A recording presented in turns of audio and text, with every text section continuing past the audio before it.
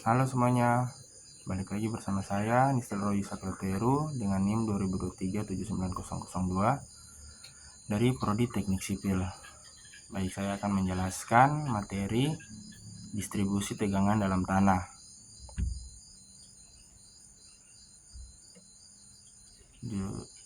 Judul yang pertama, beban terbagi rata terbentuk trapesium. Yang kedua, objektif, hitungan tambahan tegangan vertikal dengan cara Newmark. Baik, kita masuk pada pendahuluan. Dalam analisis geoteknik, distribusi tegangan dalam tanah merupakan hal yang sangat penting untuk dipertimbangkan. Salah satu cara untuk menganalisis distribusi tegangan dalam tanah adalah dengan menggunakan metode beban terbagi rata trapesium. Metode ini digunakan untuk menghitung tegangan vertikal yang terjadi dalam tanah akibat beban yang diberikan di permukaan tanah. Selain itu, metode Newmark juga dapat digunakan untuk menghitung tegangan vertikal yang terjadi dalam tanah. Metode ini mempertimbangkan distribusi tegangan dalam tanah yang tidak seragam dan dapat digunakan untuk menghitung tegangan vertikal yang terjadi dalam tanah akibat beban yang diberikan di permukaan tanah. Baik, kita masuk pada yang pertama, beban terbagi rata berbentuk trapesium. Beban terbagi rata berbentuk trapesium banyak digunakan dalam praktik, yaitu dalam perancangan struktur bangunan, perancangan jembatan, dan perancangan fondasi.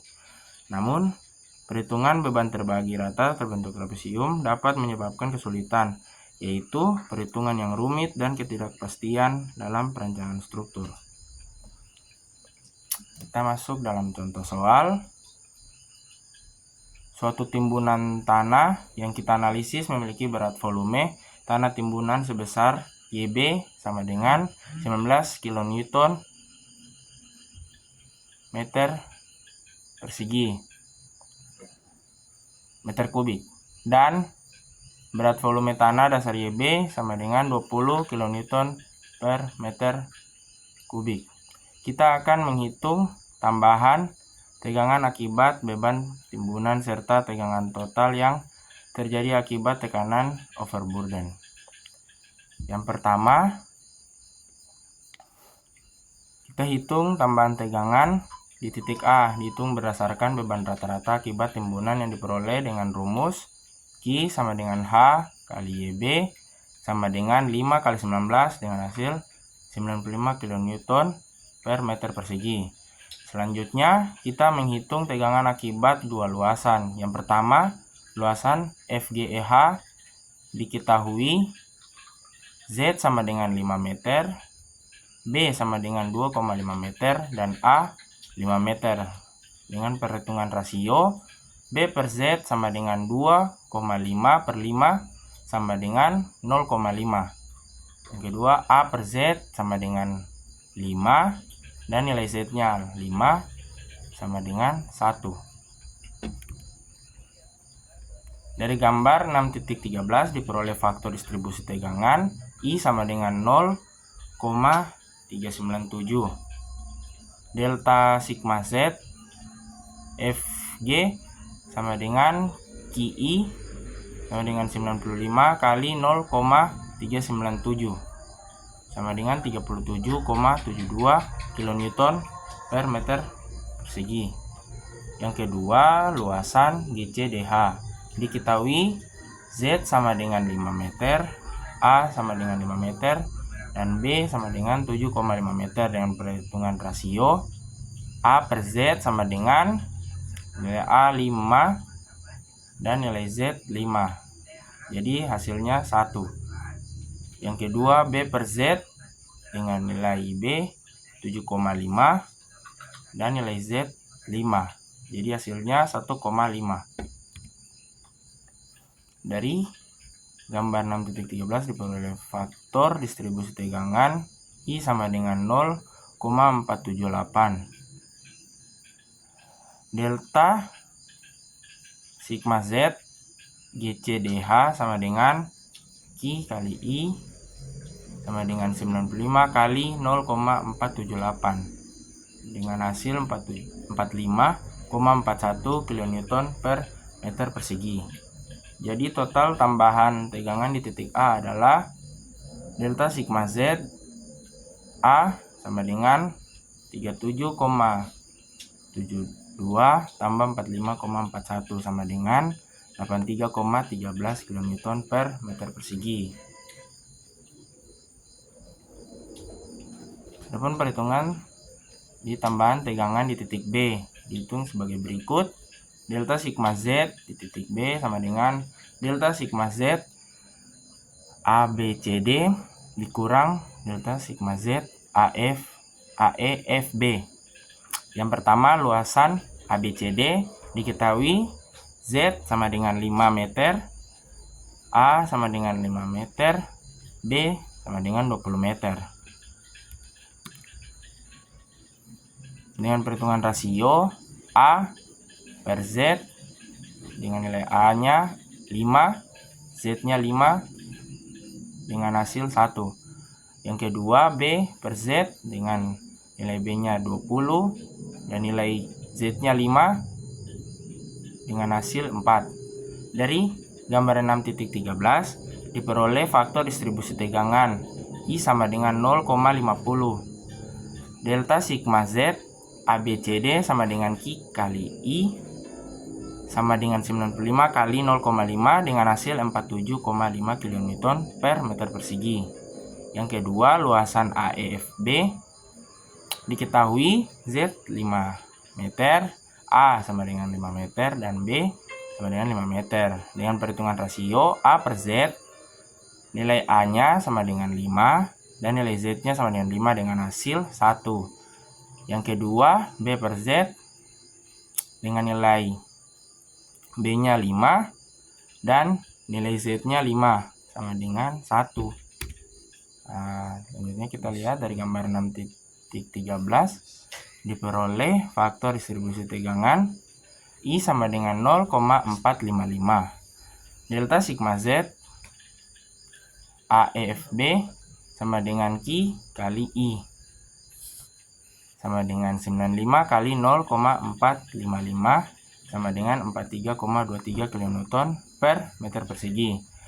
Maka tambahan tegangan di titik B adalah delta sigma Z B sama dengan 47,5 kurang 43,23 dengan hasil 4,27 kN per meter persegi. Tegangan total di titik A dan B diperoleh dengan menjumlahkan tambahan tegangan vertikal akibat beban timbunan dengan tegangan overburden. Yang pertama, tekanan overburden. Tekanan overburden dihitung sebagai sigma Z sama dengan ZYB sama dengan 5 dikali 20 kN per meter kubik dengan hasil 100 kN per meter persegi. Yang kedua, tegangan total di titik A. Sigma Z total sama dengan delta sigma tambah sigma Z. Sigma Z total A sama dengan 83,13 tambah 100 sama dengan 183,13 kN per meter persegi. Yang ketiga, tegangan total di titik B. Sigma Z total B sama dengan 4,27 tambah 100 sama dengan 104,27 kN per meter persegi. Dari hasil perhitungan ini kita mendapatkan tambahan tegangan akibat timbunan di titik A adalah 83,13 kN per meter persegi, sedangkan di titik B adalah 4,27 kN per meter persegi.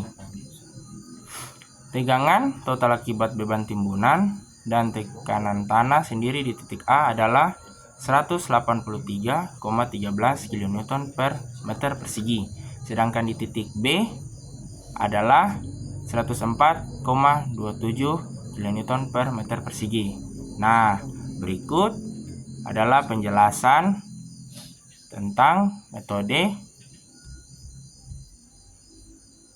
beban terbagi rata berbentuk trapesium. Baik, selanjutnya kita masuk yang kedua, yaitu hitungan tambahan tegangan vertikal dengan cara Newmark. Tujuan dari hitungan tambahan tegangan vertikal dengan cara Newmark adalah untuk menghitung tegangan vertikal yang terjadi pada tanah akibat beban yang diberikan di permukaan tanah. Dengan menggunakan metode Newmark dapat dihitung distribusi tegangan vertikal pada tanah, sehingga dapat dianalisis pengaruh beban pada tegangan vertikal tanah dan distribusinya. Hal ini sangat penting dalam mendesain struktur yang aman dan stabil. Baik, kita masuk ke contoh soal. Jika diketahui persamaan untuk beban terbagi rata berbentuk lingkaran adalah seperti yang ditunjukkan pada persamaan 6.27, gambarkan garis pengaruh lingkaran Newmark dan hitung besarnya tegangan tambahan tegangan vertikal di pusat berat. Titik A akibat beban fondasi berukuran 3 meter x 3 meter yang mendukung beban terbagi rata Q sama dengan 100 kN per meter persegi pada kedalaman 3 meter.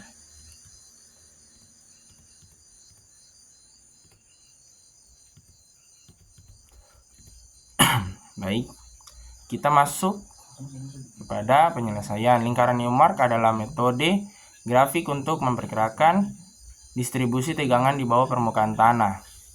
Kita menggunakan diagram lingkaran pengaruh untuk menentukan kontribusi setiap elemen lingkaran terhadap tegangan vertikal.